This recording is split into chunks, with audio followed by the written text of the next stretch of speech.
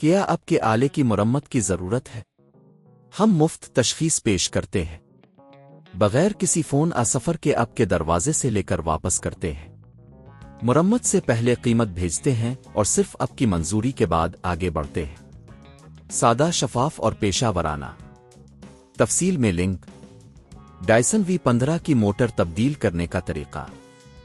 ایک اجزاء کی تیاری۔ سب سے پہلے آپ کو درکار تمام اوزار اکٹھے کرنے ہیں۔ ان میں سکریو ڈرایور، پلیئر اور نیا موٹر شامل ہیں۔ 2. ویکیوم کلینر کی بجلی بند کریں۔ موٹر تبدیل کرنے سے قبل ویکیوم کلینر کو مکمل طور پر بند کریں اور پلگ نکالیں تاکہ کوئی حادثہ نہ ہو۔ 3. 20 کی ہڈ کھولی۔ ویکیوم کلینر کی 20 کی ہڈ کو کھولیں۔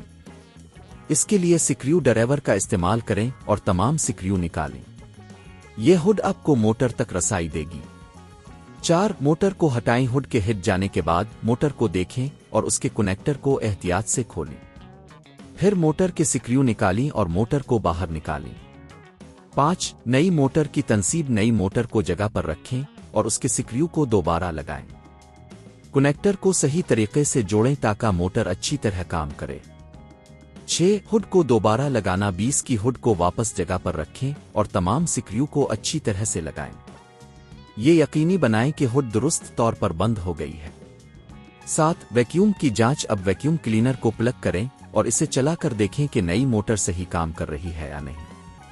اگر کوئی مسئلہ ہو تو دوبارہ چیک کریں کہ سب کچھ صحیح طور پر جوڑا گیا ہے۔ 8. آخری چیک۔ ویکیوم کلینر کے کارکردگی کو جانچنے کے بعد اس کی صفائی کریں اور کسی بھی باقی ماندہ حصے کو ٹھیک کریں۔ اس مرمت کی لاگت مختلف ہو سکتی ہے۔ اگر آپ خود یہ کام کرتے ہیں تو صرف نئے موٹر کی قیمت ہوگی جو تقریباً 10,000 سے 15,000 روپے تک ہو سکتی ہے۔ اگر آپ کسی ماہر سے کام کرواتے ہیں تو مجموعی لاگت تقریباً 20,000 سے 30,000 روپے تک پہنچ سکتی ہے۔ اس میں محنت کی قیمت بھی شامل ہوگی۔ کیا آپ کے آلے کی مرمت کی ضرورت ہے؟ ہم مفت تشخیص پیش کرتے ہیں، بغیر کسی فون سفر کے آپ کے دروازے سے لے کر واپس کرتے ہیں۔